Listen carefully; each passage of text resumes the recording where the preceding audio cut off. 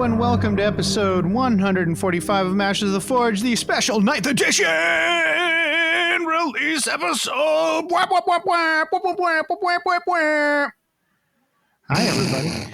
This is Adam, and can you tell Quinn is not yet down for his evening rest? Yeah, it's going to be quite the day tomorrow. Anyways, today is the day of release of information because there were many potato photos, and Games Workshop was forced to push up their preview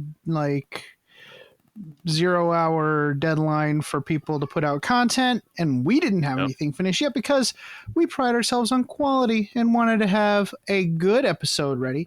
Instead, you're getting this garbage.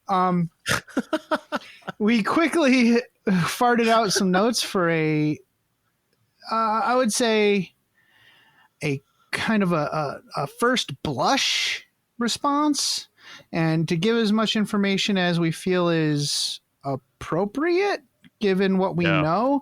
And first of all, my name's Adam and this is Jason. Hi, Jason.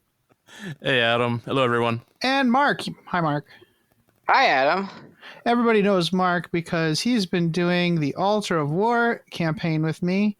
In fact, we just recorded a session of that, which hasn't been submitted to freebooters yet because I just didn't. You haven't had a chance. No, because Games Workshop sent us a starter box, the super sweet Indomitus starter box with Necrons and Space Marines and cool stuff, and a rule book, which is great.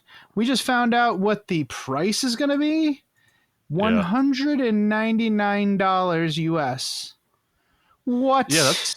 Yeah, that's impressive. I thought it'd be more. What? There's $200 worth of Space Marines in this box, let alone all the other crap you get. So I'm pretty impressed with that. The box does not have torture devices in it. No measuring lashes. Did not come with dice.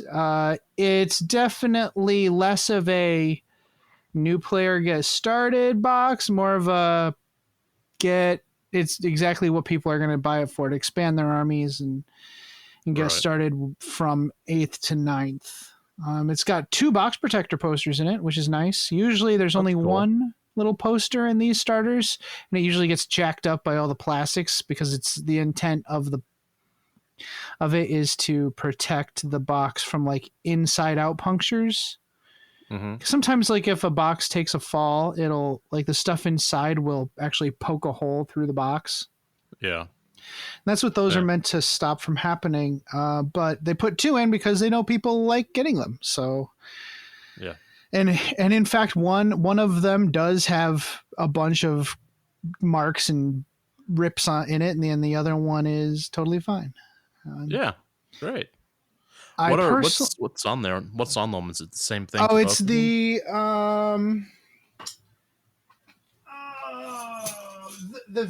picture that they shared on the Games Workshop site when they were talking about the art of Warhammer, where it's like a procession of Imperials bearing a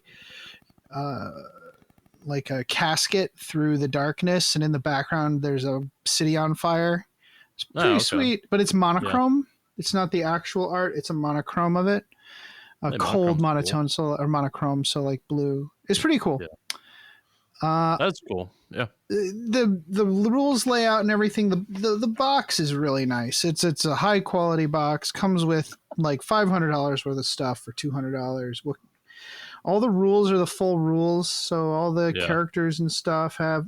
I would say it's possible there aren't not all of the upgrades are listed for the characters, because Primaris Captain, for example, only has the options for what he has in the miniature. When there are more Primaris Captains out there that have different loadouts, so it does feature not the extra upgrades, which I think makes sense. We'll talk more about that later when we talk about the units that came. Yeah, that's the captain with the sword and board, right? Yeah, and the captain does have more options than just that. So this is just reflecting what comes in the box. Yeah. But at the same time, it still has all the rules that you want, except for the stuff that are like universal for that army, which further goes to explain, who the audience of this box is, because it's like Angels of Death is listed in one of their special rules, and that's in Space Marines. Reanimation protocols, that's in the Necron Codex. It's not described here. Got it. So yeah, this box is meant to be a splash and gone. I'm sure there'll be another starter eventually, but for getting people into the game. But right now, no. You mentioned that there was not a quick start guide on this one, right? Yeah, no, there's no quick. But here's the thing: the quick start rules are on the website for free. Oh, well, there we go. Yeah. Okay. Yeah, that's what they decided to do, and that's smart. So now everybody has the rules. Everybody knows all the rules. Now, again, that's to play an open play game. It doesn't have all the rules in it. Okay. Oh, okay. Yeah. All right. So it didn't have Crusade, and it didn't have narrative. No. It doesn't have all that stuff, and I don't think it has a full terrain rules either, which is a huge deal. I definitely want to go into detail about that today. Yeah. Again, we're not gonna. The point of this is not to go over every single rules different. There are other podcasts for that. But I do want to go over some of the stuff that's relevant to us, or at least stuff that's different. And let's start with some that's more of our wheelhouse. Let's talk about the lore. Okay. By the way, we lost power today here at the house. Really? And I was dutifully putting in notes, and all of a sudden we lost our power. We had to make do, and so I wondered what happened to you, because we were both working on show notes at the same time, and so once in a while my page would shift because you'd hit a carriage return, and all of a sudden nothing was happening. I was like, what happened to Adam? Yeah, it's unfortunate, but you guys put in notes. Jason, you actually did almost all of the section on the Crusade. Now, we're going to have episodes and episodes and episodes on this stuff, going deeper into Crusade. Like, we're going to have a whole episode on talking about Crusade. So I don't want to just read into all the rules. I think we'll just hit the bullet points. And again, this is a splash. I want to be able to get this out as soon as possible. So, and plus, there's a lot of really cool Crusade stuff that, as I was doing the notes for it, I thought, I could probably talk for about 5-10 minutes just on this one rule. Mm-hmm. Yeah. and how many of these things we have? Oh, like 30. Rad. Let's not do that. Okay. Exactly. Yeah. So we got this box set on Tuesday. Yeah. Mark drove up immediately and picked up the Necrons. Good, Mark. And also the box to mail out the Space Marines to you, Jason.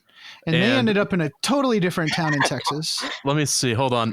They are currently. So I'm in deep South Texas.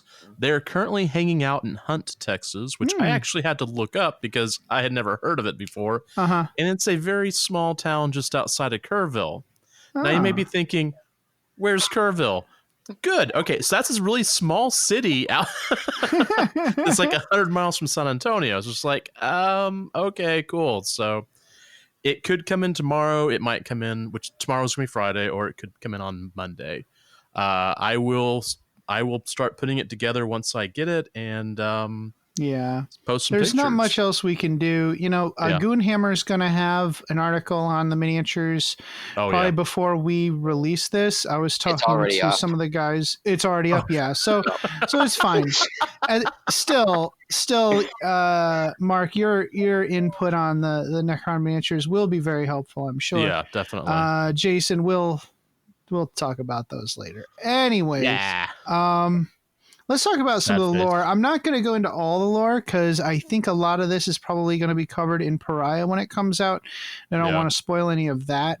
But in a nutshell, that we have got like 4 bullets here. The Pariah Nexus is an entity or an event that's occurring in the Nephilim sector, which is in the Ultima Segmentum near the border of Segmentum Tempestus. So Segmentum Tempestus. So if you have the Segmentum Solar, south of that is the Segmentum Tempestus, and then east of that is Ultima Segmentum. And so the Nephilim sector is kind of between the two.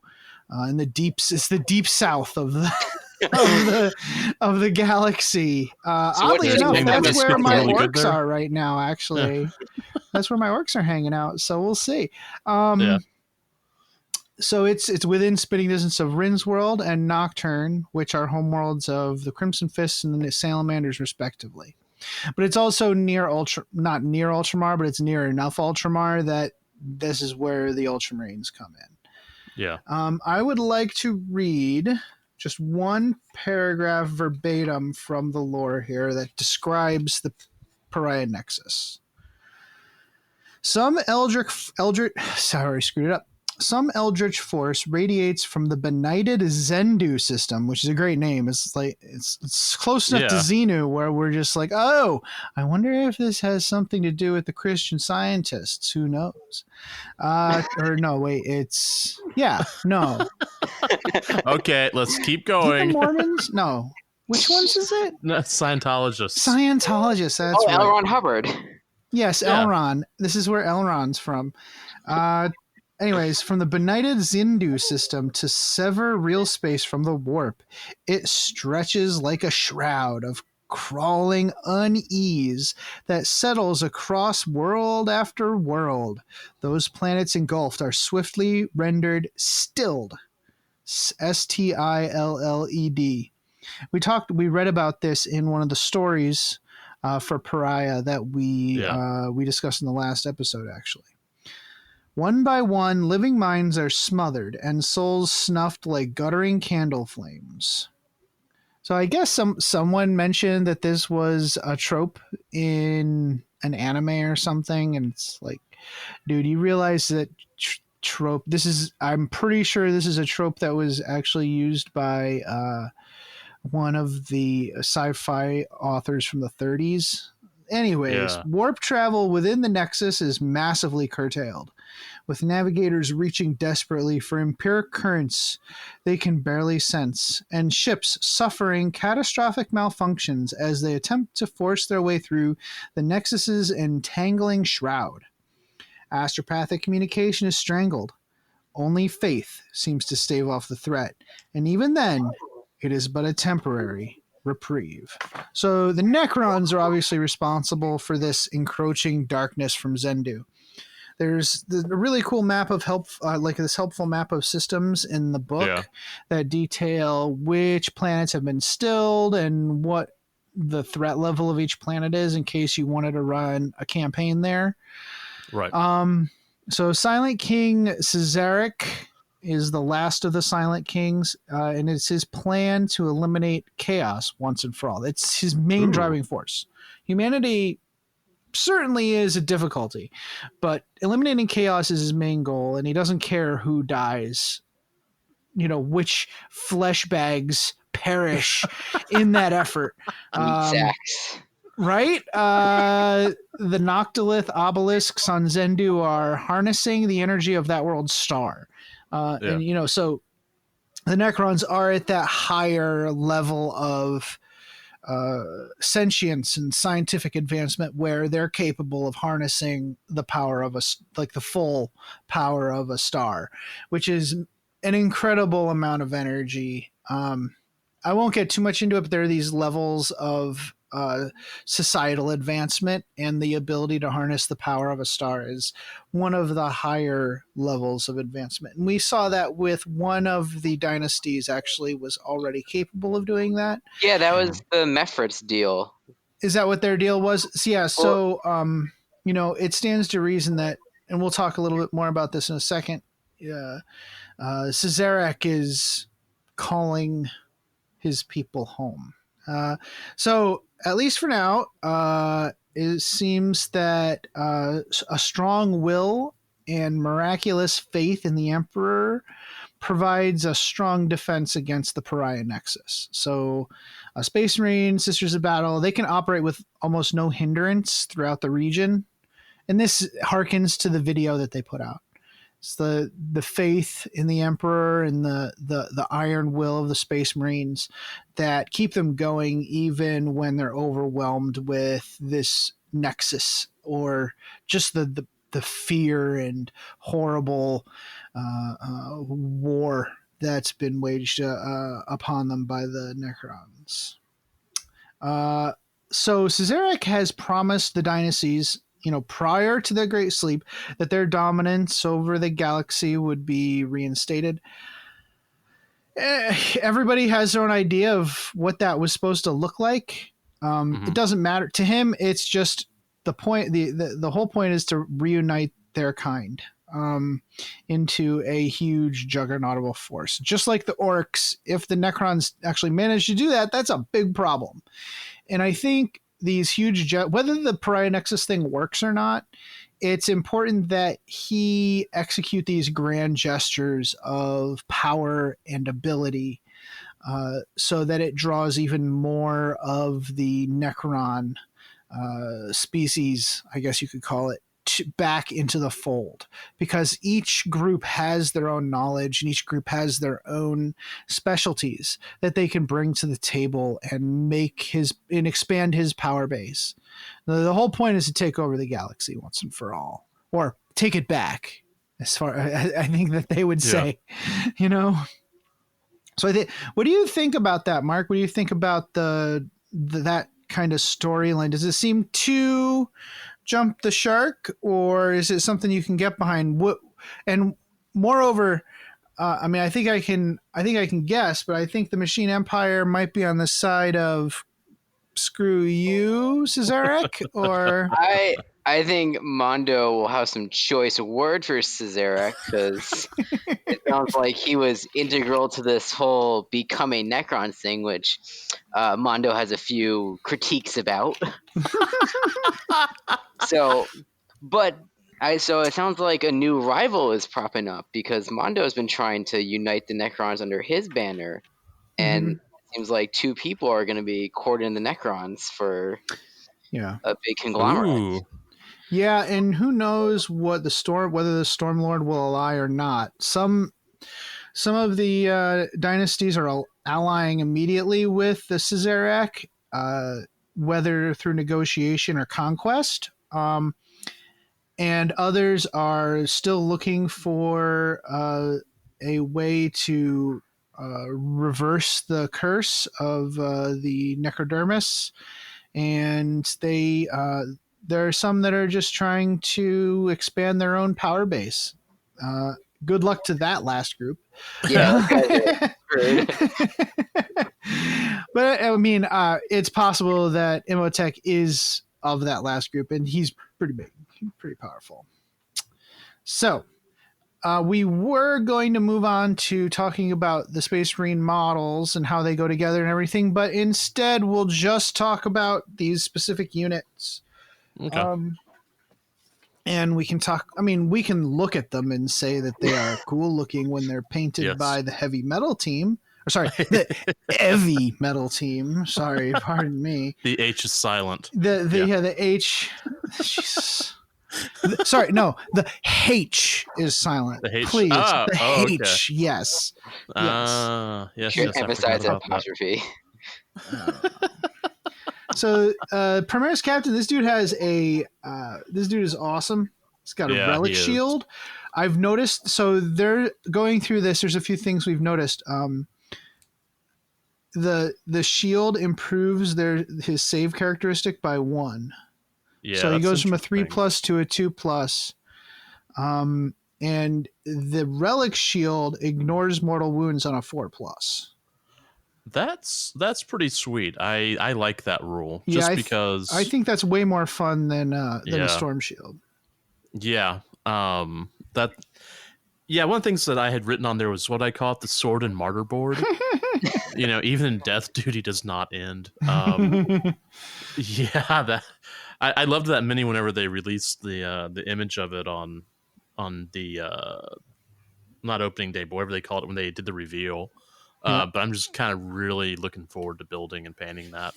Cool. Yeah, and all these cool Space Marines, they have a tabard that goes from, it's like they have their chest plate, and normally there's like an ab plate, but it's actually a tabard that starts there, goes under their belt, and then goes over their junk.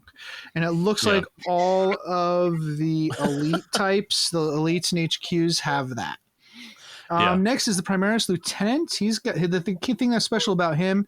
Not only does he have that cool tabard, and he's got an cool iron halo over his head, but he's got a Neo Volkite pistol, which all of these pistols are really.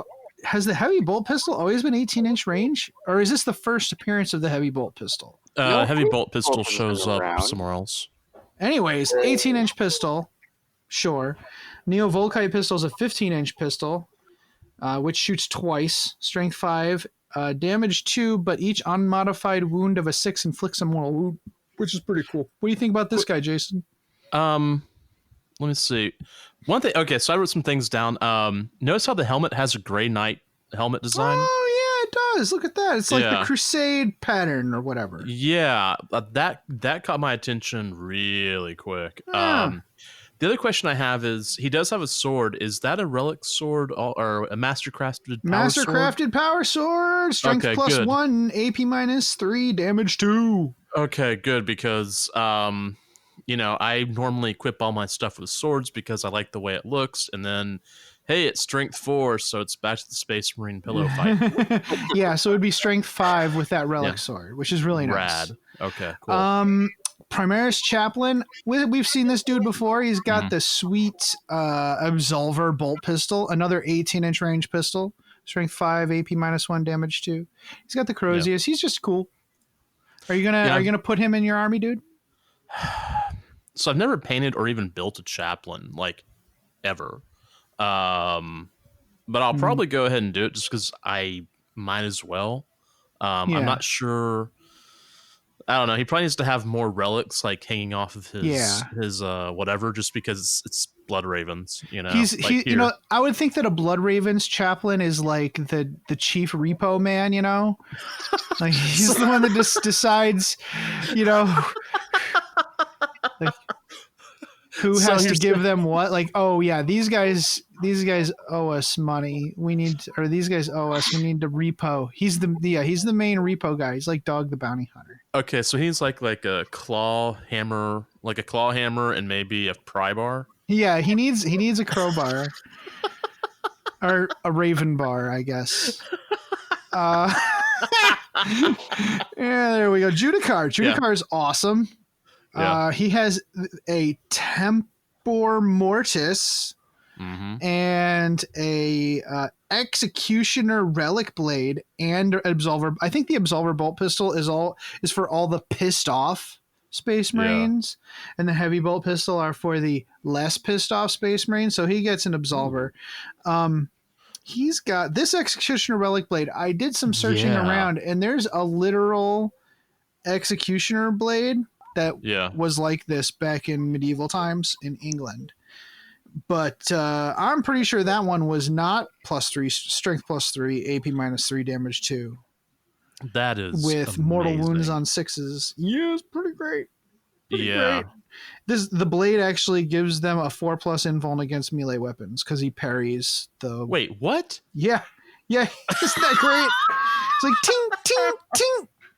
And the Tempor Mortis. So this isn't a chaplain. This is a anti-chaplain. Okay. Instead of buffing models around him. Yeah. Speaking of the buffs, all the buffs actually have parentheses aura next to them now, so people know what an aura is just by looking at it, which is nice for colliding with rules. Yeah, it's a really good idea. Yeah. So the Tempor Mortis, he can pick a unit at the start of the fight phase, pick an enemy unit, and they can't go until other enemies or other. They have to go last. Okay. And the way going first and going last has changed slightly. I'm not going to get into the weeds on that one. You 'cause can hear about that probably on a matched play podcast. Just keep in mind that if you want a better idea of how that works, you should read those sections carefully, because going first, going last is like free if you charge or whatever. It's changed slightly, so you want to have a look at that. And charging going first is different from just being able to go first, actually. So there's a little nuance there. Blade Guard veterans. They also have the Mastercrafted Power Sword, so they're going to be strength 5. Hold on. Let's finish up the Judicar. I got questions. Yeah. So, all right. So you had written in here for the Judicar. In their binding vows of duty, Judicars don helms that ceremonially silence them. Yeah. They do not preach aloud, but their deeds are litany of fury. This guy's interesting. I'm trying to figure out how he would fit in my Blood Ravens. Like maybe this is a ceremonial title that is I don't know. You know what? I think he might be. You know how you have Dog the Bounty Hunter, but then you have his wife. I forgot her name. Huh? Beth? Beth. Yeah. This is Beth. Oh, God. She's gonna. Yeah. She's gonna mess you up. Yeah. Okay. Right? Yeah. Okay. So for me, the chaplain would be my repo guy, and my Judicar is just going to be cracking his knuckles next to him, like, you are going to give up that Land Raider. Well, I was thinking, it says, what is it? Binding vows of duties. They don helms that ceremonially silence them. Yeah. So I guess the first thing I'm thinking about for hobby is, could this be someone we could put in pop a Death Watch shoulder pad on, because obviously this guy has a background. Right. Yeah. And maybe instead of being ceremoniously silencing himself, maybe he's actually had an accident where his face got blown off and he's actually can't talk.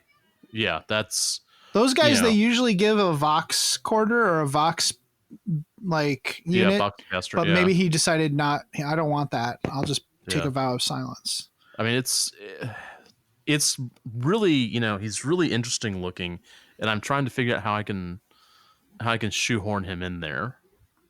I like these ideas. It's a good idea. Yeah, or maybe he's like, what was that one joke that I was making about some of my Marines? I'd have a savage requisition force. Maybe this is the guy Repo Team 1. Yeah, this is the guy who runs it. Nice. I like it. Okay, sorry. Let's go ahead and head on to Blade Guard vets. So these are also sword and board. Yeah. I would assume that these will always be sword and board. So none of these have options, like I said before, but that doesn't mean the main kit won't have options. I'm especially talking about some of these troops, elites, and HQs. But this one, I can't see it having very many options. It's called the Blade Guard Veteran Squad. So it's going to have a sword. It's going to have a shield. Yeah.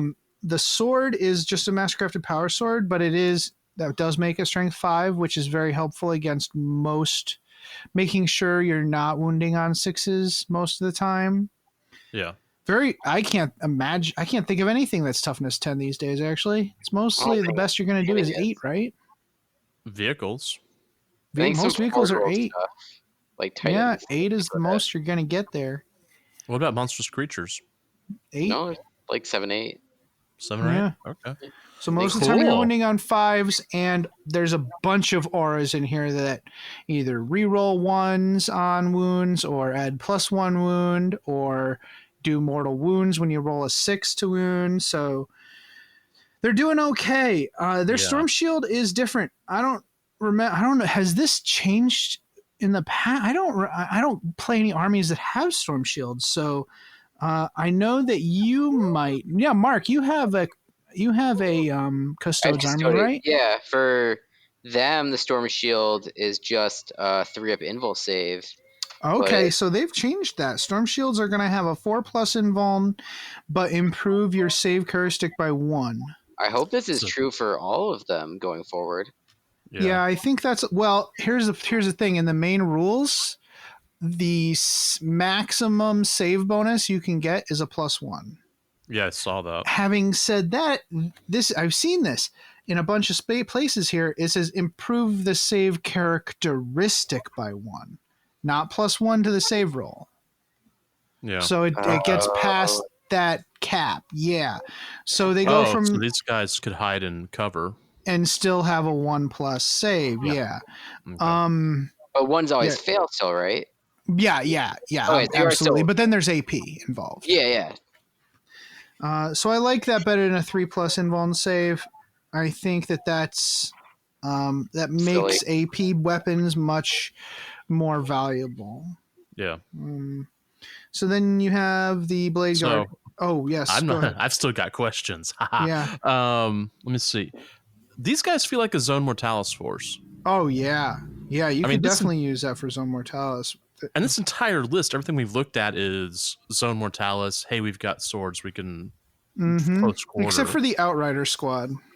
Yeah, that's the only one that's the only one that doesn't like. But the Eradicators blow the doors down. The Intercessors go in there and whoop on stuff. Yeah. And then the characters, well, everybody's whooping on stuff, let's be perfectly honest. But the Blade Guard veterans are great for protecting. Oh, I wanted to read their description. Blade Guard veterans are inexorable warriors advancing relentlessly with blades held high, the very image of noble Knights of myth.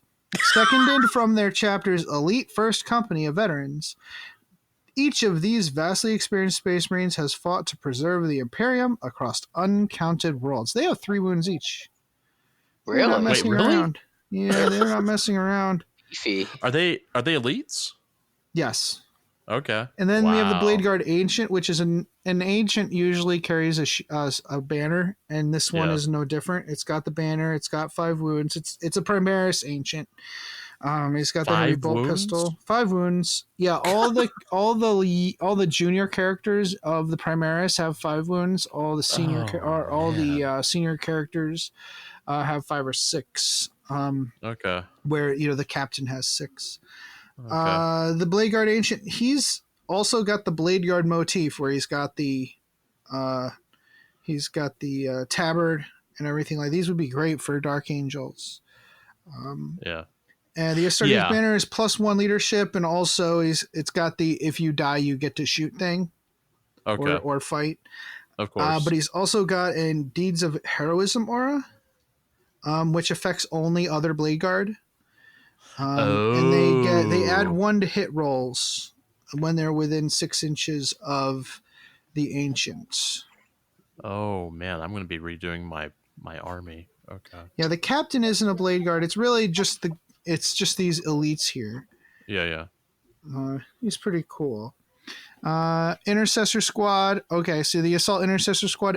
It doesn't say what the upgrades are. Yeah. Everybody's still wondering if we're actually going to get a jump version of these guys. I'm not sure it would be out of this kit because none of them are in like the jumping off stuff pose that GW likes to give their assault characters with flying guys. Yeah. So if they do, I'm sure it'll be a totally different sculpt, or it might even be a different unit. So that way they can easily differentiate with power level. Right. Let me see. Yeah, because my notes on that, I wish they had jump packs, but maybe in the future. Yeah, they've got the heavy bolt pistol as well, so that's a strength 4 AP -1 pistol.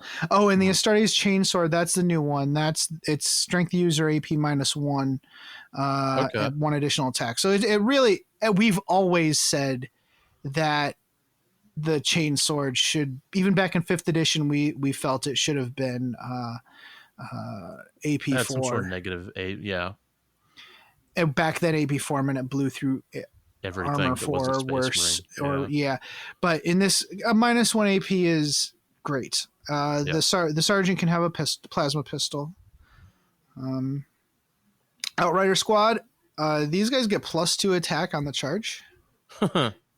I love these bikes. They're so cool. They're power level 6, fast attack. They have a movement of 14. They're trying to steal my Orc's thunder. Yeah. The jet bikes, Mark, what are they 14 inches? believe so. They might be 12. Right. So Whoa. 14 inches is a crazy speed. That's Yeah. fast. It does make me want to dust off my 7th edition bike army. Yeah. It really they does. have a twin bolt rifle, and they have a chainsword. They have the Astartes chainsword. So Ooh. yeah, Okay. I mean they start with 2 attacks each, just like any other Primaris. So when they charge, they're getting 5 attacks each, 6 for the sergeants. So that's pretty good. Whoa. Okay. Yeah, they're fat. They're really great. I like those guys. Yeah. What about the Eradicators? Eradicators, I think that they're gonna get different weapons options in the main kit. Really? I'm pretty sure. Yeah, but they basically have a multi-melta sitting on a what do you call it? Sitting on a what kind of armor is that? Gravis. Oh, Gravis. Gravis, yeah. Multi-melta on Gravis armor, so it's pretty much becomes a Like a Devastator assault squad? weapon. Oh, okay. Yeah. Oh, got it. Okay. Right. Yeah. It's and then they get to shoot twice if they don't move. Yeah. So one of the things I had written down about that, a few years back, I think is at the very beginning of 8th edition, or when they first started releasing some of the Primaris stuff, that I had hoped, even kind of predicted that the Primaris Marines would start to be organized similar manner to the Marine organization in 30K, and that seems like it's coming true, which is nice, because that's one of the things I absolutely adore about 30K. Right. And thinking about it, now you have so many different lieutenants that you can set up, and they've got all these new cool characters, and that's kind of following that same path, and I'm actually really stoked about it. I just wish you could kind of modify them a bit more, but that's just me. Yeah, me too, but I like I said, I have a feeling that this is going to be a multi-use kit in the future. It's just right now, it's a push-fit model in a box. I wish we knew how. So the Goonhammer guys that I was talking to said that the push-fit lines are pretty good. And we're going to be getting into the Necrons right here in a second, so Mark can back this up. So they're not too bad, and a lot of them have swappable heads and stuff. Yeah. There's one more model I wanted to talk about that's not in the box. Go ahead. The Hammerfall Bunker. Yes. Dude, I'm ordering that. I didn't believe it when I saw it. Dude, like who freaking kit bashed that, or who photoshopped that, right? No, it's just the audacity of that model is pure Space Marines. Well, I mean, I have 3 drop pods built and painted that I haven't run in a while. I would go through and throw those all together just as a, just as a kind of ridiculous, I'm dropping all of my army in, kind of thing. Yeah. Well, so that's the Eradicators are cool. Some folks are saying that they're basically like a special weapons squad. It's a heavy weapons team. It just so happens that their weapon becomes assault because they're on a heavy armor platform. Yeah, exactly. So on the Necron models, now here Mark, you've assembled all of them, correct? Yes. And disassembled some. Excellent. I like it. So the Overlord, he's pretty cool. He's got a new aura, I think. That Relentless March. I think that's new. Well, it's new and old because they basically took his My Will Be Done ability and cut it in half. Because before it was you choose a unit, it gets the +1 to hits for shooting and attacking, and +1 for the movement and charges. And they took that part, the movement part, and just made it into an aura, which is awesome. Yeah, that is really nice.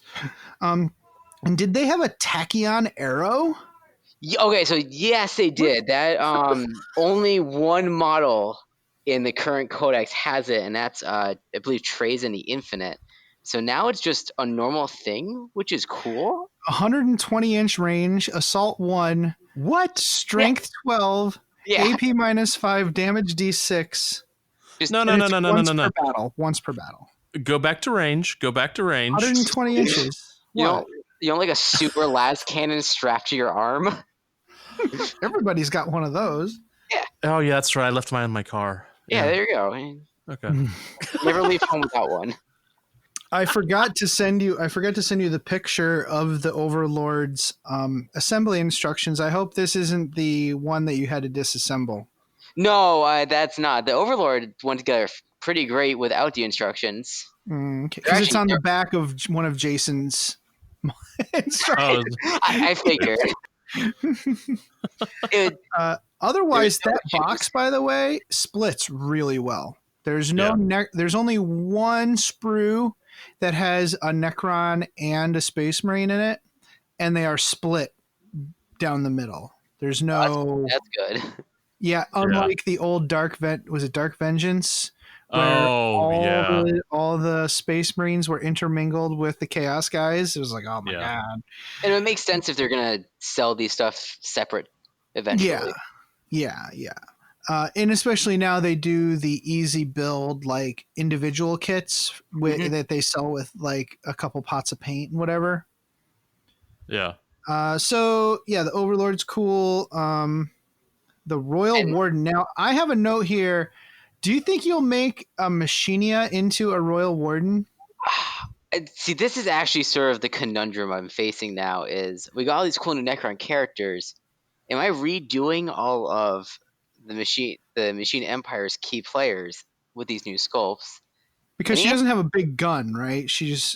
No, I mean... So let me read the Royal Warden real quick. The Royal Wardens ensure their lord's will is carried out by the dynasty's vast armies. They possess the initiative to adapt the strategies of the phalanxes under the command with an engrammatic logic. While they retain independence of thought, protocols buried deep within their living metal cortexes render them unquestioningly loyal. Yeah, that sounds a lot like the lore I already wrote for Machina. So. She just needs a relic Gauss blaster. Yeah, and it's a really cool model. I am really excited to play with it because it's got an interesting ability. Yeah. Well, you know what? You could play her as either, right? Like you could say, like I have a few models that represent the same character in my orc army. Mm-hmm. So it's and you know, a lot of people with Space Marines, they tend to say, okay, this is him if he's got a jump pack. This is him if he's in his Terminator armor. This is him if like this is my captain if he, you know, so there's nothing wrong with kitting out the same named character in different stuff, in different gear. I say why not? Yeah, I've done with librarians. Because she could probably just download herself into different bodies. They're all robots. Dude, clearly. USB ports. The Royal Warden has one friendly unit within 9 inches until the end of the turn. They can fall back and still shoot. Yeah. And charge. Oh, wait, and charge shoot. Oh, so he's cool with melee or shooter units. Yeah, he's really good. He's a great secondary commander. So this one, and it's an HQ. This one looks like it. How did the arms go together with the models? Like, is it like the gun is kind of hanging down? This is the one model of the ones that didn't have instructions. This is the one that really needed it, just because I actually broke it slightly. Good. Well, first thing, it's got this cool like half cloak that goes along one arm from its back, and it's all the classic Necron like pointy little chevrons, and one of those broke off attached to the sprue because it was like separated and really thin, and that's happened on other Necron models before. Might I suggest when you get a spindly bit that's connected to a sprue, cut the sprue at the connection point and then cut the piece off that's attached to the actual model. It's really a better way to do it because there's a lot of torque, a lot of potential energy in that big sprue, and when you clip the sprue down to where there's only a tiny piece of it, there's not hardly any potential energy in what's remaining.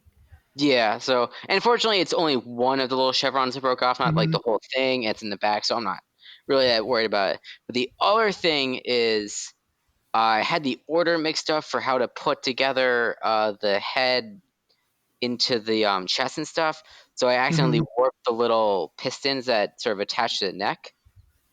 So I just snipped those It's not really a big deal. So the Plasmancer is a Necron Psyker, I guess. Sort of. Right? Plasmancers are unsubtle annihilators and harbingers of destruction. I'm surprised that they are not a destroyer cult unit. Anyways, they are capable of wielding energy as a weapon in itself rather than needing to bind it into their forms. Ribbons of plasmic elements ripple over their living metal bodies, and coruscating arcs of interdimensional particles crackle between their fingertips. They are Necron Psychers. Yeah. They do mortal wounds. Yeah, he seems real cool. He's actually the one that is disassembled because it's just easier to paint him apart. Because it's hard to get into. Yeah, he looks like he's got a lot of flowing bits. Yeah, so I put him together just to sort of get a feel for what he looked like and have a nice picture. But he's in parts right now just to get all that cloak and stuff. Mm-hmm. Okay. Yeah, he seems really fun. And are the heads separate on these characters? For the Overlord and the Warden, no, they're kind of attached either with an arm or with the chest. Right. Fortunately, the Plasmancer's head is separate. Oh, cool. I mean, I saw he's got the Cyclops head, and I know that some people like it and some people don't. I like it, but some folks might prefer. It looks really cool because it keeps with that Cryptek look. That's true. And he is kind of a Cryptek-y type character. Then we have this Skoruptek Lord. We have a couple Skoruptek units in here, and that's a separate. It's a destroyer cult name. They are. We have wanted a destroyer cult Lord for a long time. They don't have the Lord keyword. They have the Skoruptek Lord keyword, but at the same time, we've wanted an HQ that's a destroyer cult. That's not just the regular floaty destroyer Lord for a long time. Yeah, and this guy fits the bill. He is a Lord who's gotten very angry. Oh, he is very cool. Dude, he's got a claw. Big gun, big sword that looks like. Sorry, big rectangle. Claw, big gun, big arm. Do not do this thing justice. He has a flinching claw, an enmitic annihilator, and a hyperphase harvester. These are someone needs a raise at Games Workshop because these are great. Necrons have great names for things. Yeah, and he's got a cool aura that affects destroyer cult units, which I'm sure those new destroyers are going to love. Reroll wound rolls of 1 for models within 6 inches. So you have to have the whole unit within 6 to get it for everybody. The models versus unit distinction. Yeah, and that's a rule that changed in the core rules too. Well, it didn't. It changed from the previous edition, but not from the FAQs. Like they kind of took the FAQ and rolled it into the main rules. Okay. And he's got a phase shifter, 4+ invuln. I gotta stop like detailing all the rules. So then we have Skoruptek destroyers. They are neat. I'm like, are they just weird constructs? But no, they have like a little face. Yeah, no, they're basically like the destroyers, but instead of having their floaty kind of beetle butt, they're melee destroyers. Yeah, they have like crab legs basically, and they took their hands off and replaced them with swords, which with hyperphase reap blades and hyperphase threshers. Yeah, so they're for farming. I mean, they do have a monomolecular proboscis, which I don't want to. You know what? Don't ask. I'm not going to ask about it. Mark, you can tell me. That's the Crypto Thrall's little proboscis. Oh, that's and he's a cutie too. He's got a little face. He's got a little proboscis that just pokes right out there and wants to be your friend. Well, he's like got this like little ball of energy inside him that he injects into the destroyers, With his and makes proboscis. them even crazier than they already are. Yeah. Or he blows Which is them up. Yeah, it's fine. The crypto thralls are cool. These things are elites. A lot of people are down on them because they look like buckets, but I think they're great. They do look like buckets. Some of these Canoptek units seem like they're built from spare parts. Yeah. And I'm wondering if that's actually the case. I'm wondering if these are not mainline Necron units. I'm wondering if these are actually kind of cobbled together. Yeah. But they're cool. They have a lot of attacks with not a terrible strength and not a terrible, like they have 2 wounds each. They're pretty great. For how cheap they are, they seem really fun as little buddies to go around with all your Cryptex. And they are Canoptek units with reanimation protocols. Oh, that's weird. Oh, wait. The destroyers also have reanimation protocols. Well, that makes destroyers had them. The normal destroyers. Oh, the destroyer, yeah, but not Canoptek units. That's right. Yeah, that's weird. So, they have them. Yeah, the crypto thralls have it because they're almost. I think. Let's read about them. With a hunched and unsettling gait, crypto thralls shamble before their cryptech masters, serving as protectors and symbols of status, defending their arcanologist creators with systematic vigor. Crypto thralls disembowel enemies with mere sweet yada yada yada. So, I think that they're actually Necrons, but they've been retrofitted. I'm pretty sure that they're actual, like, they actually have a Necron piece of a soul in there. I don't know. Huh. But the Canoptek Reanimator does not have reanimation protocols. It is a giant machine. You put this guy together? What do you think? I did put him together. He is very cool, very impressive. Not quite big enough to be sort of your centerpiece model for an army, but has a lot of presence. Nice. Yeah, and it's like on a 50 or 60 millimeter base, right? Like a circle base. It's the same size base as the Scorptech Lord. So you can tell that they're both fairly sized. This one I also took apart again just because the same kind of deal of there's a lot of stuff, nooks and crannies to try and get in there, and it's just much easier if he's not all right. together. It looks like the kind of thing where you'll paint the skeleton and hoses and stuff one color and get them a good Nuln Oil wash, while you take the plates and do those in a different color separately. Yeah. Oh, okay. Yeah, they're really cool. And like you had a note here that it reminds you of H.G. Wells, and I think that's a fair assessment. Yeah, it's just straight out of War of the Worlds. Yeah. So yes, it is 8:00 and Quinn is still awake to see his Ruh-roh. Aunt Shauna and Uncle Will, who just showed up. Anyways, Necron Warriors. Did the Necron Warriors come with both options for guns or just the Gauss Flare? There's enough. They came with both options and enough of them that you could do. It was 2 sprues of 10, 2 of the same sprues, and it was enough so that way you could do full units of either option. Wow, in a starter box. Yeah, I did one. I did 10 of each option right now because I was planning on getting another starter box, and I was going to round out the 20s with the other half. So, and they're really nice now. I just see this being the new Necron Warriors kit going forward. It's on its own sprue. It comes with the scarabs like the old one did. Just slap it in a box and sell it because it's perfect. I love it. So you also put some notes in here about the convergence of Dominion. Yes, they showed that off today, and woo! I was not expecting. I wasn't expecting more terrain stuff in general with this, but they have blown away. These things are really sweet. Big obelisks that are. I've heard rumors that the terrain situation is going to get better for every faction. Oh, good. Okay. Yeah. Good. That'll be interesting. So that's good.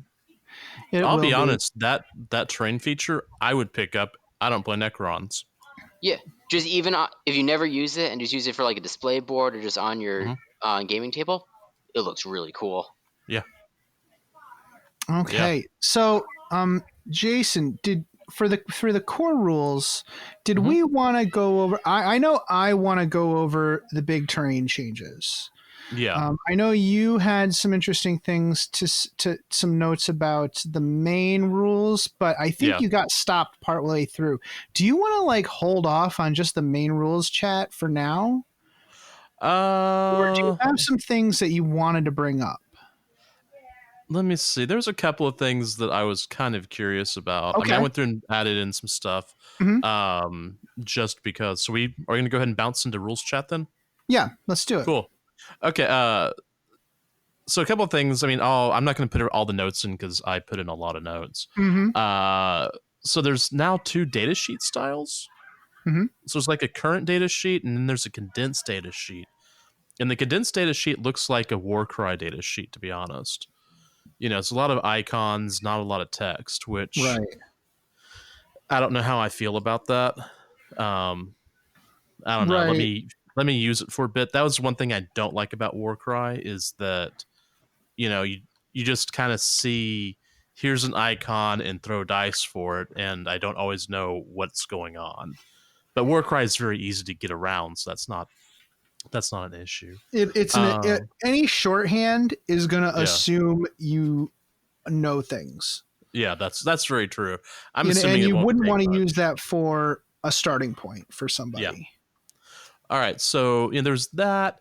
So this new whole the command phase, that is fascinating to me.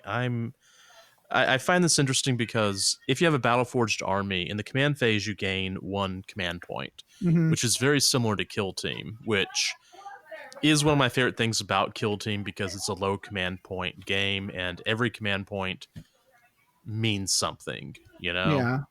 It's not like here, I mean, that was my issue with 8th edition was the command point farming. In fact, I kind of quit playing because I was so tired of having to deal with that, and that's why I wanted to be more in Kill Team, to be honest. Right.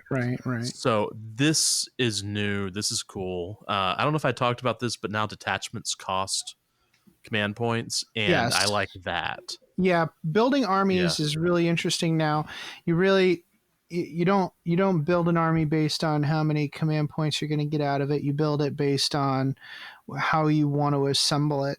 Right. And they didn't just willy-nilly say, okay, just build whatever you want, because people don't like Unbound. Yeah. But you pay for having variety, which you should. You should pay for if your army has a particular weakness, you should have to pay for overcoming that weakness. Right. And one of the things that I think we're going to talk about later, but wanted to bring it up was that, like, if you have a battalion or a brigade detachment, one of the quote unquote more standard detachments, you get an extra 1 or 2, buffs, which is nice. Cause like I'm going to be running mostly with my orcs, the fast attack, the fast attack detachment, which doesn't have those extra battle forged rules, but that's okay because honestly, I just want to be able to run that without having other issues. Right, yeah, you don't have to. There's nothing saying you have to take one of the other detachments, right? Yeah. So you pay 3 command points for having an outrider. Yeah. Who cares? Right. It's 3 command points, right? Yeah, it's fine by me. If you want to avoid paying it, if you want to have like a patrol to go along with it, you get refunded the cost for putting your warlord in there. Yeah, I saw that. I liked that. That was a really interesting thing, the way to kind of buff some of that stuff. Mm-hmm. I won't go into too much else. I mean, like, movement seems to be the same. Yep. There was a question I had about psychic phase, but I have a suspicion that that's just me. Whether or not you can smite twice. Yeah, because, like, for instance, if you have, like, I was reading through, and it looks like if you only have 2 powers, you have to cast 2 different powers. However, if you have the ability to cast 3, which, I mean, that's going to be your higher level psychers. As I was thinking about, those guys are already going to have an entirely different data sheet anyway. They're not generic at all. So, yeah, this is like weed stuff that I think. Yeah. Let's let the match play people figure that out. I don't know. Well, if you notice, I only care about in the psychic phase. Yeah, like, I don't even get The big get difference nowhere there is to you read can't do it. You anything else. can't smite and fall back. You can't fall Yeah. back and use a site. But let's be honest. I like using combat, so I'm sure that my psyker is close enough to the character to smite them. I mean, duh. Yeah. So that's fine.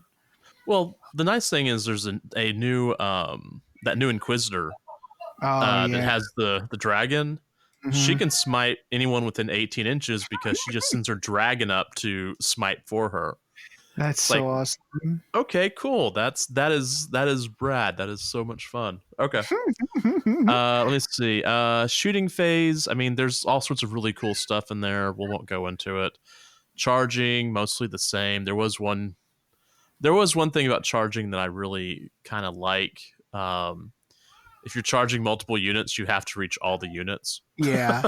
and one of the interesting things I was wondering about that was, how does that work with glorious or with heroic intervention?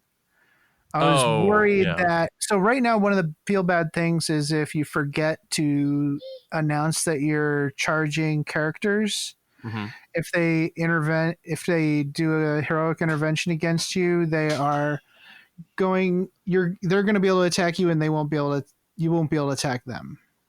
They changed that if someone does a heroic intervention, they can be attacked by a charging unit. Oh, so cool. Okay. Oh, we have a visitor. What are you doing? Say hello, everybody. Hey, Quinn. How you doing, big guy? Oh, or smack the microphone. That's always good. That's always a good idea. You smell bad. Did you see Aunt Shauna? Oh, God. Yep, that's yours. Thank you. Have a nice day. Oh, God. Freaking nerdlings, man. That's 50% yours. So yeah, 50% my problem. Yeah, there you go. Anyways, yeah. So heroic intervention, you don't have to worry about it. You don't have to declare against those characters because they will. A lot of the time, I just let people fight anyways. Yeah.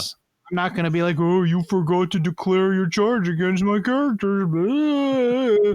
That's stupid. Just fight them. I don't care. All right. So the last of the main rules I wanted to kind of go over was morale tests and combat attrition, because I really like how this has changed. So morale is D6 plus number of models destroyed this turn. Mm-hmm. So it's that turn, not the entire thing. Yeah, the whole. Yeah. Yeah. If the test exceeds leadership, then one model flees. All other models in that unit must take a combat attrition test, and that is a roll a D6 for each remaining model in the unit. For each roll of 1, that model flees. And if they're below half strength, subtract an additional 1. So that's pretty cool. I'm wondering how it would affect Horde armies. Horde armies like this rule. Because the new the new stratagem, I can't find it right now, but I believe the new stratagem or the new rules for automatically passing the morale check is once per game. Oh. Yeah. And if a unit of 30 boys takes 18 casualties, they're dead. Yeah. Even with a big unit of another big unit of boys next to them, like they're just dead. So instead, you just have a 1 in 3 chance of losing a model to morale in that case, because they're below half. And armies that have smaller numbers in their squads actually have a better chance of losing models to morale. Morale matters more for MSU armies and less for big model or units. Okay. So it's a kind of a wash from a numbers perspective. Right. But I think it matters to more units than before. And who doesn't love rolling dice, right? The more Yeah. dice we're rolling, the happier we are. So I'm happy to roll a whole bunch of dice when it's time for morale. That's why we That's played true. this I'm game. just curious. I just want to make sure that this wouldn't overly affect. No, it's actually Yeah. better for orcs. Oh, okay, cool. What were you saying, Mark? I said that rolling dice is why we play this game. Yeah, exactly. Exactly. So unicoherency. So this could be confusing. Yeah. Every model in a unit that has less than 6 models, I think it was, Yeah. has to be within 2 inches of 2 models. So not just one model. So this stops long conga lines of models stretching across the Good. battlefield. So they have to be bunched up a little bit. Now, people are saying, well, what if you just put a little triangle at the end of each of the line, on each end of the line? Then every model is within 2 inches of 2 models, right? Because you have the guy to your left and the guy to your right. Mm-hmm. Well, if you take one casualty, then nobody is within 2 inches of 2 people. Basically, what happens is after checking for coherency at the end of the morale phase, because then wherever you remove that model, those guys are going to be sitting with only one person next to them, and you have to start destroying models until you're within coherency. Yeah. So don't do that. Don't make a long line. Yeah. Don't make a long single file line and then put a triangle at each end, because the first casualty you take is gonna destroy almost the entire unit. I do like that rule. Yeah. And you know what? It makes moving models so much easier. Yeah. Because before you actually had to start daisy chaining for certain. I'm not going to get into it because it's more of a match play thing. It's just something to think about as you play your games. Keep your models bunched up, and you don't have to worry about it. Yeah. Did we actually say what the rule was? Yeah, at the end of the morale phase, if they aren't in coherency, you have to destroy models that aren't in coherency. They have to be wiped. They have to be removed. Yeah. Yeah, you could. I mean, if as I'm thinking about that just you could lose an entire unit if you do that. Yeah, absolutely. And you know what? If you pick up some of the movement trays, it helps, because then you don't have to think about it. You're like, yeah, they're fine because I'm using the movement tray. Especially with the way combat's working now, it's within a ½ inch instead of an inch. So everything's a lot tighter, and you don't have like ranks of 4 guys. I mean, I'm sure someone's done the math and said, well, you can still have ranks of 4 guys. Like, you know what? Shut up. Don't do that. Main rules. And I feel like that they've done a really good job of improving the way terrain works in 9th edition. Did you guys love the 8th edition terrain rules? What terrain rules? Yeah, exactly. I'm going to go with that because we really didn't have them. Right. It's like, oh, I either have a +1 save or I don't. Right. Yeah. And my entire unit has to be in this area terrain in order for me to take a cover save on my models. So right now, the new way terrain works is the terrain is split into categories: hills, obstacles, area terrain, and buildings. Okay. And then you apply traits to them based on the specific look and feel of that terrain. And then they give you a bunch of examples of what category and what traits to give the most common pieces of terrain.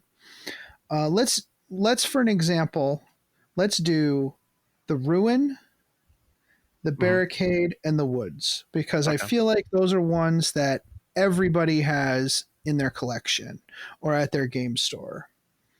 So ruins are area terrain. Okay. And area terrain gives your models the bonus if they're standing in it. Straight up, that's all that means. And whatever the bonus is given by the traits. So one of those traits that Ruins has is light cover. Light cover gives you a +1 to your saving throw against ranged weapons. So if you're standing in a ruin, you get a +1 save against ranged weapons. Mm-hmm. They're also scalable, which means, even though you get to move over train all you want by measuring the vertical distance, scalable means you can go through the floors and stuff, like, because there's handholds and crap like that. Got it. Ruins are also breachable, which means you can move through the walls. They're also defensible, which means you can set for the charge. There's a whole bunch of complicated rules regarding how you determine whether you can set for the charge or not. I won't get into it right now. Mm-hmm. Ruins are also obscuring, which means they're trying to cut down on people shooting all the way across the battlefield at each other. They want people to get engaged. Yeah, they want people to move. So what that means is if you're shooting across the ruins, you can't see the people on the other side. Got it. Okay. If you're in the ruins, they can see you. Use normal line of sight as usual. But if you're just on the other side of it, they can't shoot you unless like one of your models is sticking out, and then you get to shoot them. Right. So that's ruins. It's very simple. And each of those traits kind of identifies what that does. Now, woods are really similar, right? Woods are area terrain, so you get the bonus of cover if you're standing in it. But they also have the difficult ground trait. So they have difficult ground means it's a -2 to your movement if you do a normal move or a charge move into there. Mm-hmm. Which means if you've got all your models in there, your opponent has to they have to charge 2 extra inches to get in there. We had that in 8th edition, but it was only woods and craters, and you can apply this to whatever one you want. But mainly they want to say, if you've ever been in the woods, it's not just a couple trees. Right. You're going to have a whole bunch of junk in your way. If you've ever been to the woods, if anybody who's actually walked through real woods knows it's not as easy as just like walking between the trees in a park. Right. Woods also have the dense cover rule. They don't have light cover, so woods are not providing a +1 save. They have the dense cover rule instead of the light cover rule. Dense cover means unless you have a model exposed or not on the terrain, your opponent has a -1 to hit them, which is really nice. Mm-hmm. Woods are also breachable, just like the ruins, so they can move through it however they want, which means the individual trees don't matter anymore like they used to. So you can have like an area, and you just put a bunch of trees in there, and it's fine. Right, just and consider wood. Okay. That's woods.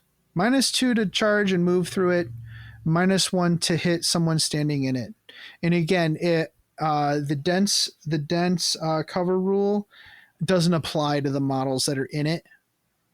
So if you're shooting out of a woods, you don't have the -1 to hit. Yeah, okay, yeah, because you're assumed to be in there like in an ambush position or using it as... Yeah. Exactly. The last thing I want to talk about is the barricades and fuel pipes. Okay. They're obstacles. Obstacle is one of the terrain categories. You get the benefit of cover from an obstacle if you're within 3 inches of it. Mm-hmm. And that's by model as well. So if you have a unit of 10 models behind an obstacle and 2 of them are hanging out, they would not get the benefit of cover, but the models behind the ruin would, or behind the obstacle would. And barricades count as light cover. So all the models that are receiving the benefit of cover get a +1 to their save. Okay. It also counts as heavy cover. I like this rule. Yeah, heavy cover is awesome because you get a +1 to your save in combat as well, which makes sense for a defense line, right? Right. Like, Yeah. like an Aegis defense line, you should get a +1 against melee attacks. Yeah, I do like those. The more I think about that's an interesting rule. That's much better, I think. Yeah, they're also defensible, so you can set for the charge in that complicated scenario that we discussed earlier, or that we chose not to discuss earlier. It's an unstable position. A bunch of the terrain has this rule. It means you can't put your models on top of it. Got it. Okay. They also updated the climbing rules. So normally you measure vertical distance to get to the top of things. They explicitly said you can't stop halfway up the climb. Okay. Yeah, that makes sense. Yeah. Well, I used to hang orcs by their swords. I used to drive. I used to drive White Scar's bikes up the sides of buildings. Come on. And they're difficult ground, so it costs an extra 2 inches to move over them, and that would be in addition to whatever vertical movement you might need if they're shorter than 1 inch. The defense line trait is weird. It's basically, so you know how you have an Aegis defense line or an orc defense line or the pipes, the the fuel pipes. It might be, especially if they have the unstable position rule and you can't put models on top of them, it might make it impossible to charge a model behind them. Right. Or it makes it an unsavory kind of situation where models aren't engaging each other. So they said that as long as you get within an inch, you're good. You can fight. You can charge them. And then when you actually get into the fight phase, models within 2 inches get to swing. But the cool thing is that they have that heavy cover, so you get a +1 to your save in combat. So there's a give and take there. There are a lot more terrain rules, but I think that's a good assessment of what they can do. Yeah. Well, it's good to have those rules. One thing that you had mentioned earlier was that there was an inspiring rule, which I'm assuming is the stuff like the St. Catherine model in the Sisters of Battle. Right, the Imperial Statuary. Right, and stuff like that. That goes back to what was it, 5th edition, where you would have you could say ground was cursed or something like that for chaos. Yep. And people shouldn't be afraid to apply these rules in the game, because why wouldn't you? If it's just the same as giving a cover bonus. It's not arbitrary. I mean, it's either all arbitrary or none of it's arbitrary. If you have a piece on your battlefield that looks inspiring to, say you have a giant orc head. Right. If that's inspiring to orcs, then make it inspiring to orcs. Who cares? Yeah. If you're a TO of a tournament, then maybe help players out by saying that's what the pieces are. Print out a sheet and say, this piece has these rules, this piece has these rules, and it makes things a lot simpler. Got it. Okay. But in your narrative games, make things whatever you want. Maybe something's inspiring for a whole different reason. Maybe there is a giant stone orc head in the middle of the battlefield, but it's not inspiring to the orcs because the orc head is there because it was decapitated by someone. Maybe it's inspiring to the Imperial Guard regiment that destroyed a huge Arc Gargant on that battlefield a few months ago. Ooh. Right? Yeah, there you go. That's a good story right there. Yep. So let the terrain form your narrative or help support your narrative. You don't have to use the rules as they're specified here. Come up with your own. I'm pretty sure throughout 9th edition, we're going to come up with our own terrain traits. to add to unit or to add to our terrain. Yeah, I'm pretty sure that's going to happen. Yeah. It happened before. All right. So now that we've talked about terrain, we have probably the most important section of the book for narrative players, and that's Crusade. Yeah. We're going to have episodes on Crusade. So many episodes. Yeah. Do you want to go over kind of the high level bullet points, Jason? Yeah, let's go to the high level because there's a lot. Like, I was working through it and I got into the weeds pretty quick because it was easy. So one of the things I was looking at was, your Crusade. So you have 7 factions. Mm-hmm. Imperium, Chaos, Aldari, which I'm assuming that includes Dark Eldar and the other. Yeah, it's just like the name for the race. Okay, Yep. Cool. Just wanted to double check on that one. Nids, Orcs. Hold on, I should have screamed that and screamed Wog, but I decided not to because it's already going to be a fun edit. Necrons and the. Why did they put that parentheses in Tau or the apostrophe? Okay. It's to make it trademark proof. Okay. You are correct. Yes. So all units in your faction must share the faction keyword or have the unaligned keyword, which I'm assuming is bunkers and certain weapons and etc. Then we have, this is what's kind of interesting, the order of battle. Mm-hmm. And that's going to be a list of all units that you have as part of your Crusade force. Right. It's like the available units, not necessarily the units you're going to take into every single battle. So it's kind of the same thing that you would have, like if you're doing a kill team campaign, you would have like a roster of, here's my available 20 dudes, but I can only run 100 points, which might mean I do 7 or 8. Yeah, I feel like they've learned a lot from the kill team rules and the war cry and doing all those other campaigns, and they've kind of condensed it into, or at least use those as a learning opportunity. Yeah, and the fun thing is you can add and remove units from the order at any time. Mm-hmm. One thing that I thought was really cool, and I don't know if y'all noticed this, there's a supply limit. So you start at 50, that's your limit. And so all of your combined power ratings of all units cannot exceed this. So if you start at 50, that means you're starting essentially at the new points is like about 500 points. So you're starting at a combat patrol size. Yes. Which I think that's really cool. I think that really gives you, the opportunity to run from that really small thing and like really grow this out into something enormous, I guess. Right. Yeah. 50, I think, is incursion. Okay. Yes. Total. For Battleforged armies, combat patrol is up to 50 total power level.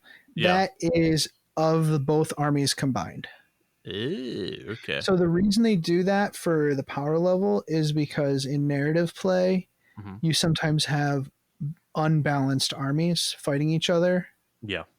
So that's why they do that. The points limit is per player. Got it. So, okay. The points limit for combat patrol is 500. The power level is 50, but it's 25 each. Got it. Okay. But you still start with 50 power level of units available. Got it. Okay. You probably don't want to play an incursion. You probably want to play combat patrol so you don't lose too many guys at once. Yeah, we do talk about, I think I did add that to the notes later.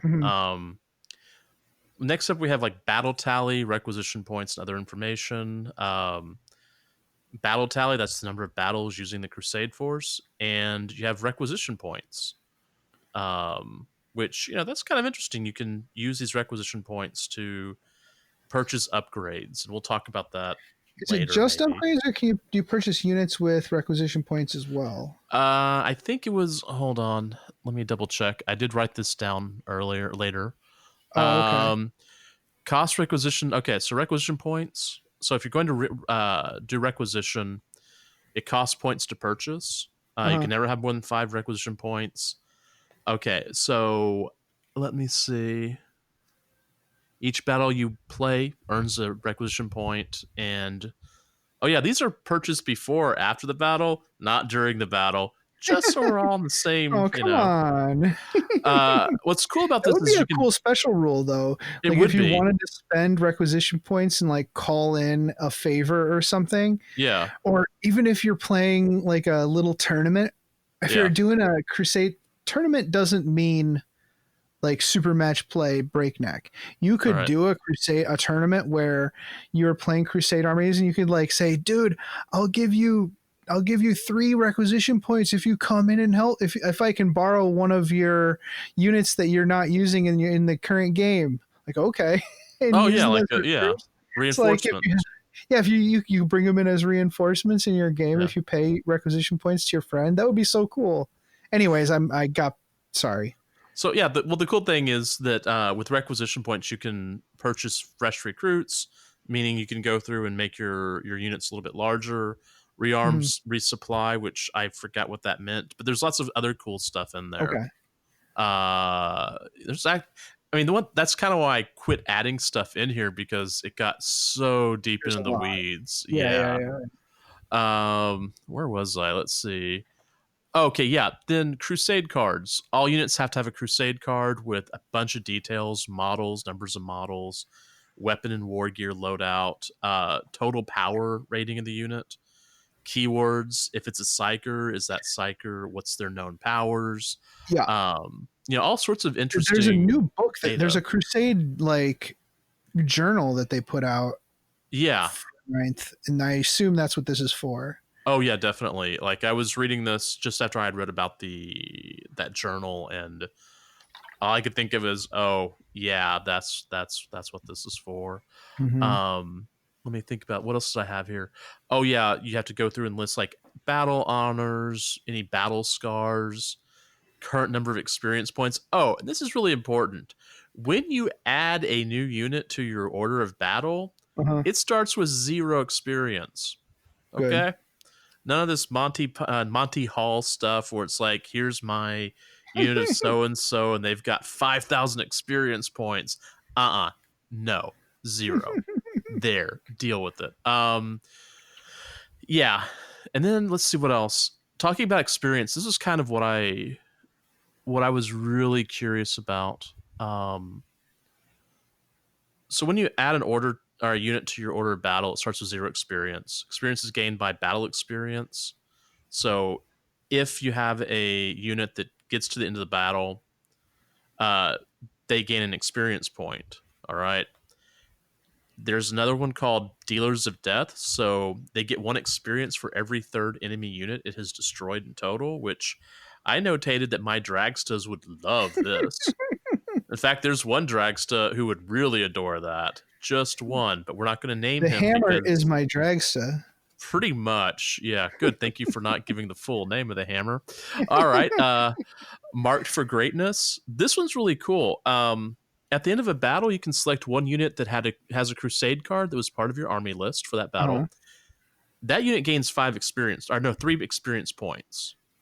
And you keep a tally on the unit's card of how many times it's been marked for greatness. So if you have one unit that has just overperformed, you can automatically give them that. And depending on how they've run, so let's say we talk about my Dragsta. It would have gotten 1 for battle experience. It would have gotten 1 for Dealer of Death. It would have gotten 3 experience points for marked for greatness. And when we talk about ranking later, that means it went from like 0 rank to rank 1. Immediately. And here's the thing. Yeah. I wanna this is not meant as a way to level up the models you want leveled up. This is intended to reward a unit for doing something awesome. Oh yeah. You're not going to give this to schmucks. Or you don't shouldn't. Don't just give it to your favorite unit because you want your favorite unit to be leveled up. Give it to a unit that does something rad. Yeah. And when you put that mark of greatness on the card, make a little note about why you gave them that. Yeah. That's my opinion, and it's correct. So I like that opinion. I mean, you shouldn't be just trying to level up, one of your guys because you dig that one. I mean, it should be, hey, this unit has overperformed. That's awesome. You should ask your opponent which At least one I they so, think whatever, should be that marked might for be greatness. me.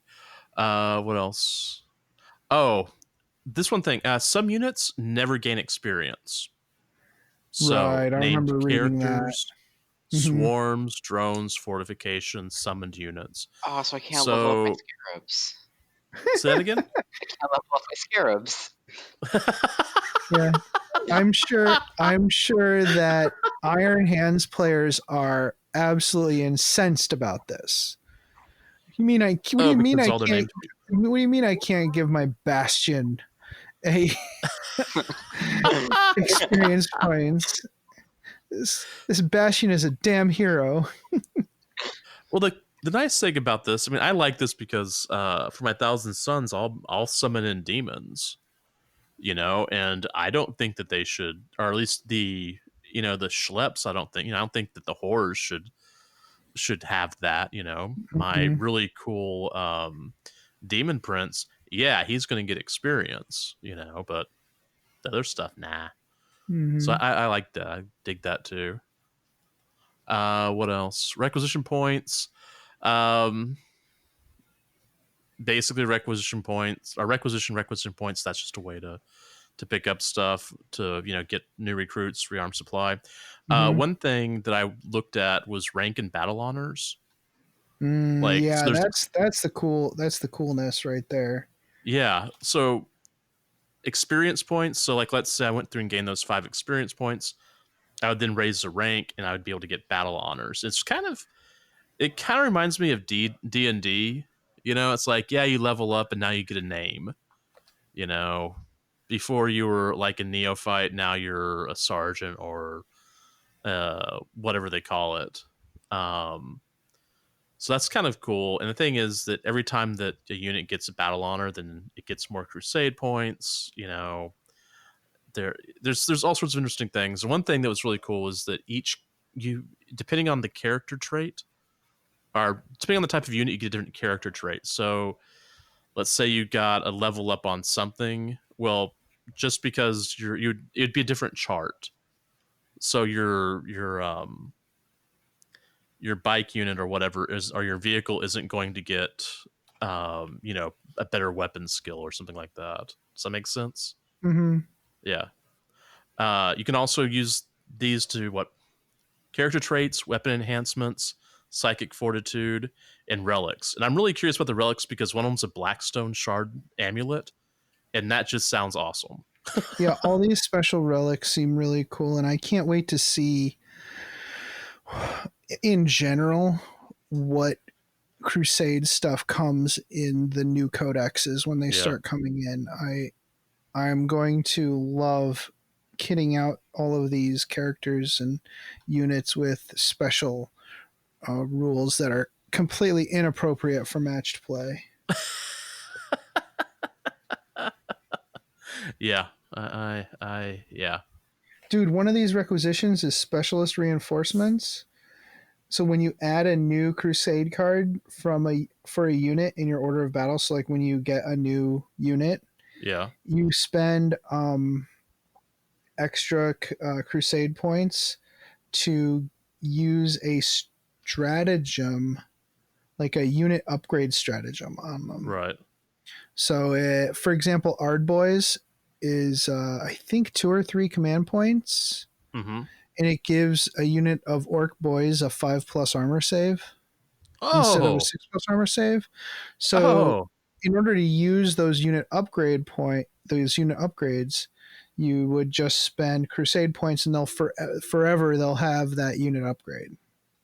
Oh yeah, yeah. How cool is that? Yeah, that is cool. That is cool. Anyways, do you want me to do the one last? I have one last thing. Oh yeah, go ahead. Out of action. This is one of the things I was kind of curious about. So let's say let's say your favorite unit got taken out of action. It got destroyed. They have to take an out of action test. So you roll a d6. 2 and above, you're fine. But on a 1, you suffer one of two things. Either you lose d6 experience, or you gain a battle scar. Battle scars are pretty graphic. Like one of them I think said that you're concussed. Another one said you have like a gaping chest wound or something like that. Jeez. Yeah, it was kind of terrible. But there's a table for characters, for monsters, for vehicles, and other units. So yeah, there's they really have thought about a lot of narrative stuff in here. I'm really, really excited about that. Now, each of your battle scars does subtract 1 from a unit's Crusade points, so they're a little cheaper to take in a battle. Yeah. So that's good. Oh, okay. So if you've got if you've got a damaged unit, you can just, it's easier. Okay. Yeah. That's kind of odd, but no, I mean, it makes a lot of sense. In fact, that's a good thing. Otherwise, you won't ever take that unit again. Right. Yeah. It is narrative play, which means balance isn't all as important as matched play, but you still want it to be somewhat fair and balanced. Yeah. Exactly. There's nothing wrong with that. I'm still kind of, again, we were caught very much off guard by the leaks and the change in street date for the information. So this is a very high, we still don't totally understand how Crusade works. And we are going to change that starting tomorrow. Jason and I are getting together and we're going to play our first game of Crusade on Tabletop Simulator. All right. So we're going to have another read through these rules tomorrow, and we're going to play a small 500-point game. And episode 146 is going to have more details on that. And I don't know when we're going to release, probably not till next weekend, unfortunately. This was supposed to be released Monday. And the next episode after that, 146, was supposed to be released next weekend. And to be perfectly honest, I'm cool with maintaining the 146 release date because I want that to be a good quality episodes, where this episode is just... I'm cranking it out tonight, ladies and gentlemen. Yeah, so that sounds odd. It's very important that everybody understand that this is just a very high level thing. Another thing I wanted to bring up before we close out is, before that, so Mark, yes, what are you going to do for your Crusade force? Do you think you're going to start a new army, or do you want to develop the narrative for your Necrons, or what were you thinking? Well, I actually was planning on doing Space Marines with this new Crusade system. Ooh. I had a whole narrative started where I'm going to do Primaris Warhounds. Yes. Oh, yeah. Okay. And the whole thing behind it was that back in the Heresy, there's a Warhounds character, Shabran Dar, who's the loyalist. I don't think he's a captain. He's some sort of officer.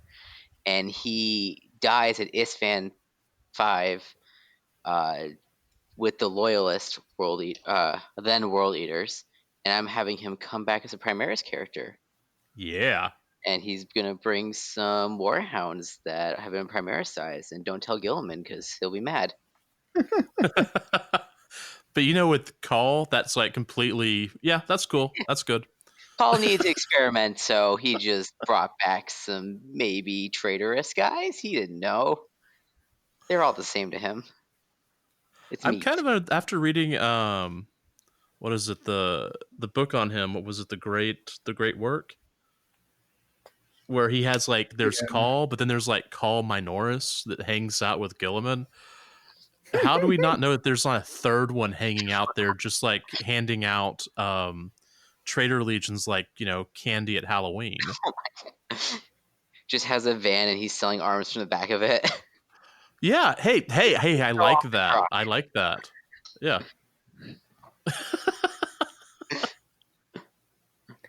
Fantastic. So, yeah, I really like that idea for that army, dude. It's going to be really fun. Yeah. And of course, I'll keep doing Necrons. Yeah. Well, clearly, and that's the fun thing about Crusade. You can start a Crusade force for your Necrons, and just play it as a Crusade force, and then simultaneously do a Space Marine one. Yeah. And just have two separate Crusade forces. I mean, I'm gonna have multiple Crusades running for my different armies. Why not? Yeah, this is gonna be amazing. Yeah. And I just wanted to see.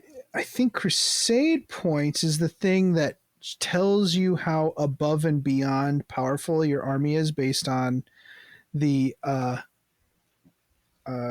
so like your army has a power level, but then on top of that there's going to be Crusade points that say, well, my army is actually a little more powerful because of all this cool stuff it has. Or a little less powerful because it's missing its limbs. Yeah.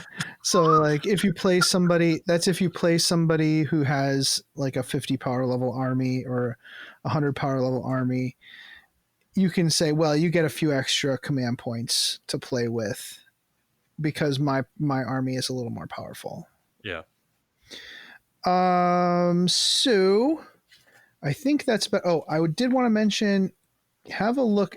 Don't worry about a lot of extra rules in FAQs and stuff, because a lot of the FAQ madness is located in the back of the book. Yeah, I saw that. They were provided with a designer's commentary on the back. So Robin Cruddas has a little page here where he talks about keeping everything updated in the codexes and stuff. So you have a whole page describing all the blast weapons. You have a page that says what units are considered aircraft. But then after that, you have you have a kind of a big section that helps you figure out all the it's called rare rules.